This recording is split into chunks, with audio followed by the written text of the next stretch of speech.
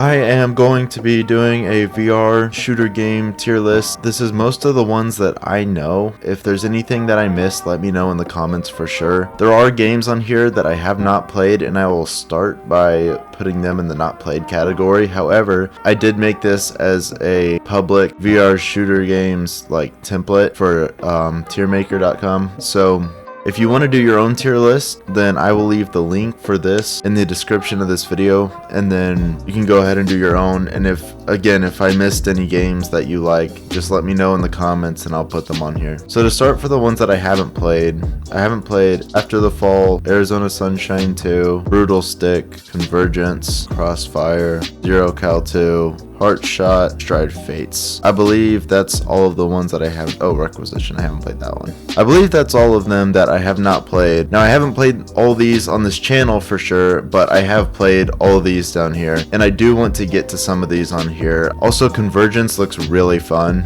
and Crossfire looks fun. Zero Caliber 2, I'm definitely going to be checking out at some point because it just released, and it looks like a super improved version of Zero Caliber. So there's definitely some games on here that will be coming to this channel soon. Brutal Stick also looks fun. It's got really good reviews on Steam. Anyways, let's move on to our first on here on the list. We got Population 1. Population 1 in its prime was like Fortnite VR. It was really crazy. Had tons of kids and grown-ups, and there's building and gliding and there's like the first battle royale. It was cartoony, but it just didn't keep my attention for very long, especially just because battle royale games have been so overdone in the media for like the past 10 years, and it's just kind of boring, to be honest. There's not much progression except for gun skins and player skins, and even then you have to pay for most of those, so it's kind of boring to I'm yawning thinking about it. Good lord.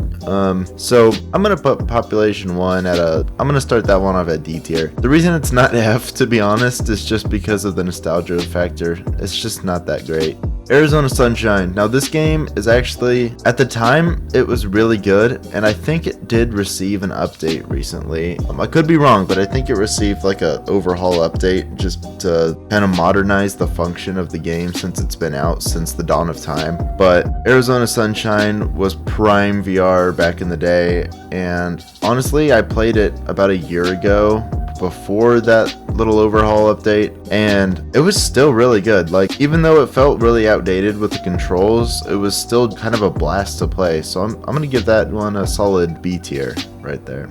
Now we got bloodtrail. Bloodtrail feels like a very early access game, which it pretty much is. It's just it's a very realistic game. It's very gory. It does have very fun gunplay, and it does have very satisfying fights. If they make a game mode for it or some other thing besides just killing waves of enemies in the most brutal way possible, I feel like bloodtrail would have a really good opportunity at being a staple in the VR shooter community. I'm gonna give bloodtrail, I'm gonna give it a C for now. Maybe with some of the updates that I know they're working on, they've got a whole roadmap laid out. Maybe with some of those updates, bloodtrail can be really good. Now we have bonelab. It's what comes after boneworks. I don't know about the storyline, but in just chronological order of release, bonelab came after boneworks, and the base game of bonelab is not as good as boneworks. I would say boneworks felt darker and more gritty and like an actual story and kind of creepy at times. But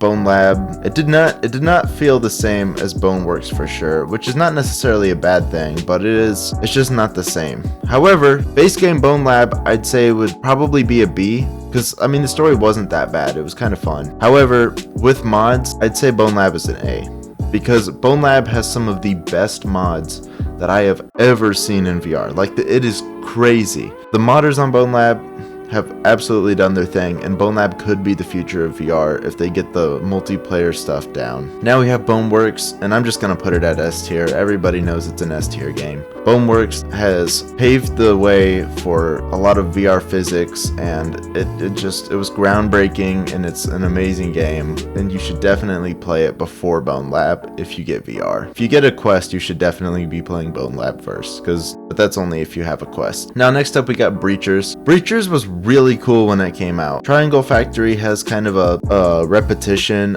of releasing games that are like knockoffs of flat screen games, and Breachers was no exception. That's definitely Rainbow Six Siege clone in VR. But it was only good because it was fun, and it was just the concept that was good, in my opinion. I feel like the gunplay left a lot to be desired because you didn't really even interact with the guns that much. It felt just a bit too cartoony. If it was more dark and had more to do with the guns and more interaction with your items, I feel like if it was just a little bit more geared towards realism and not towards competitiveness, it would be a lot better. I'm gonna have to put Breachers at D, to be honest. The game fell off. Next up we have Contractors. Contractors is definitely really good. It's like Call of Duty VR, which I know it gets that a lot. Everyone says it's Call of Duty VR, but it really just is. I mean, there's not really any better way to describe it, to be honest. And it has tons of mods that are really fun. Contractors is definitely worthwhile. I think I'd put Contractors at A tier. Next up we have Crunch Element. Crunch Element is really good. They just released a new update for it. I personally like this game. It has a lot of gameplay that I would have liked to see in Breachers, but it's by an indie developer, so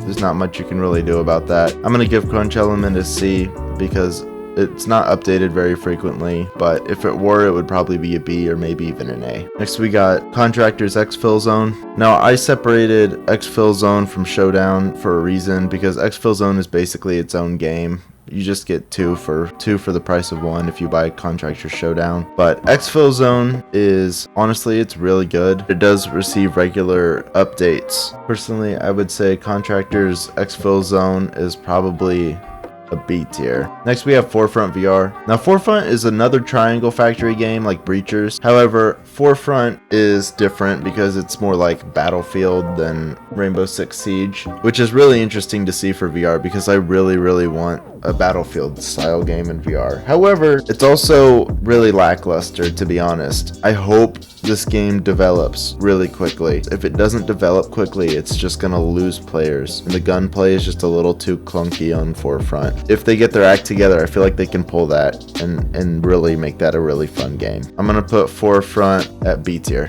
Now we have Ghost of Tabor. Ghost of Tabor was the first real extraction shooter in VR, and it's kind of amazing, to be honest. However, as of recently, it has not been doing very good. The developers have really let the community down, and in my opinion at least, the game is so buggy and it's so frustrating to play. I feel like Ghost of Tabor really fell off, especially when they got to the point where they made it too realistic, and that's something that Exfilzone did as well, but it's not as bad in that game. When it gets to the point where you have to manage every limb on your body and it's different sections of your torso, it removes the fun out of it, because I'm not actually in this situation where I'm feeling like I'm gonna die. It's just annoying to have to manage all my body parts, in my opinion, and it's also just full of bugs. I can't even play a game without my rifle just glitching and sticking to the floor or something, and it's just, I really wish Ghost of Tabor didn't change as much as it did, but Ghost of Tabor a year ago, or maybe even 2 years ago, would have been an S tier, but Ghost of Tabor today is sadly a C tier. Next we have Grim, which is also made by the creators of Ghost of Tabor, and I gotta play this game in the early alpha, so I feel like I have a really good say about this. This game is just not it. It was supposed to be like a Rust clone, and it's just boring. The point of Rust is that you have to sit there and grind for hours and hours and hours on your base and on just fighting, and VR is just not like that yet, because it's so difficult to do all the physical labor of Rust while standing for hours. It's not the kind of game that I like. If you guys like it, I don't know, but it's definitely not the best. I'm gonna give Grim an F tier. Next we have Hotdogs, Horseshoes, and Hand Grenades. This game is super fun. Hotdogs, Horseshoes, and Hand Grenades, otherwise known as H3 VR, is like one of the oldest VR shooter games, and it's just like a gun range simulator, but it is super fun, and there's tons of stuff to do. There's just like hundreds of guns, there's different ammo types. I mean, just hours of content if you love firearms, it's a very, very fun game to play. Highly recommend it. It gets updates like every single week. And I think Hot Dogs, Horseshoes, and Hand Grenades deserves an S tier. Next up, we have Hardbullet VR. This game really makes you feel like you're in a movie. It's a whole lot of fun to play. You can hold tons of weapons on your body, and there's not really much, there's no bugs that I've ever found. It's just smooth single player wave shooter gameplay, and it's a whole lot of fun. There's tons of different ways to fight your enemies, and I think it's definitely a B tier. Next up, we have Half-Life Alyx. I mean, this game like spiked VR headset sales to like 1 billion overnight. Like, this thing just sold everything. Everybody wanted to play this game, and it is really fun. It's a great game. Half-Life Alyx is definitely an A tier. Next, we have Onward. This game is pretty dead, to be honest. I mean, I don't know about Quest because I don't play Quest, but there's always at least like 100 people on almost every game on Quest, because I mean, millions and millions of quests have been sold, so there's at least like 100 people on at most times. But Onward on Steam, like the Steam charts show, it's barely made like 30 players recently. They had a really bad update that completely killed the graphics that used to be really good. It used to be like the #1 competitive or milsim shooter, but now it's just kind of boring and filled with children, and a lot of the player base has just left this game. I'm gonna have to give Onward a C tier. Next up, we have Pavlov. Now, this game is probably my favorite VR game of all time. The modding scene has always been amazing until recently they upgraded to UE5, and that kind of killed the game. But it's been coming back slowly just because they've been re-adding the mods again. Pavlov has been around forever and ever. I'm gonna have to put Pavlov at S tier. Now, Pavlov Shack is a little bit different. Pavlov Shack's the Quest variant, which for a long time was like a really sketchy exe file that you had to sideload onto your Quest. And it's honestly not that bad. It's just Pavlov, but without a lot of the mods, I believe. Or maybe they have mods on it now. I'm not really sure. But either way, it's got less graphics, and it's not quite as good as Pavlov. However, it is still really good, and it probably has a little bit more players than PCVR Pavlov. So I'm gonna have to give it an A tier. Next up, we have Punji VR. Now, Punji's pretty fun, but it gets boring quickly. It's like a single player Vietnam game where it's really low poly, and basically Punji just has a bunch of enemies to shoot, and it's just Vietnam themed, and it's kind of like a wave shooter, but it's just not quite developed enough. I'm gonna give Punji a D tier. Now, Contractors Showdown is the Battle Royale version.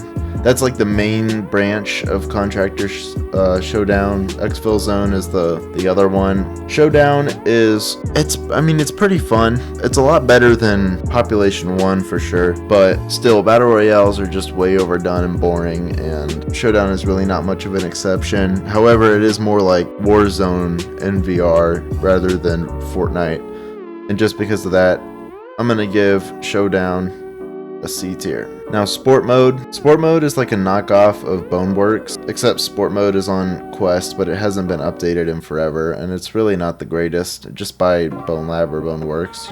You'd be much happier. I'm gonna give it an F tier. I don't even want to go into that one. Walking Dead Saints and Sinners 1. That game was really fun, to be honest, and it was kind of cool. It's like groundbreaking when it came out, actually. It was a really great story game. It had tons to do. However, I just hate the arms in that game. I feel like a freaking slug, dude. And I hate the stamina for the arms. That game is just so mid. When it came out, it was really cool, but it's a C tier. Retribution, the second one that came out of Walking Dead Saints and Sinners. Honestly, it was a whole lot better just because it had time to improve and they had time to do better stuff with it. But it's still not super better. I'd give it a B tier, to be honest. There's more weapons and more stuff to do and more story, so it's just more. Next, we have Strayed, which is another Rust copy and paste in VR. It's made by a much smaller game development team than the ones that made Grim, and it's honestly better, to be honest. They didn't focus so much on like graphics and whatnot and like brands and money. They just focused on making a good damn game, and I played this game and it's beta, maybe even alpha as well, and it's not nearly as time consuming, it feels, as Grim, and it's not as confusing. It's just straightforward Rust in VR. Honestly, I'd give it a B tier.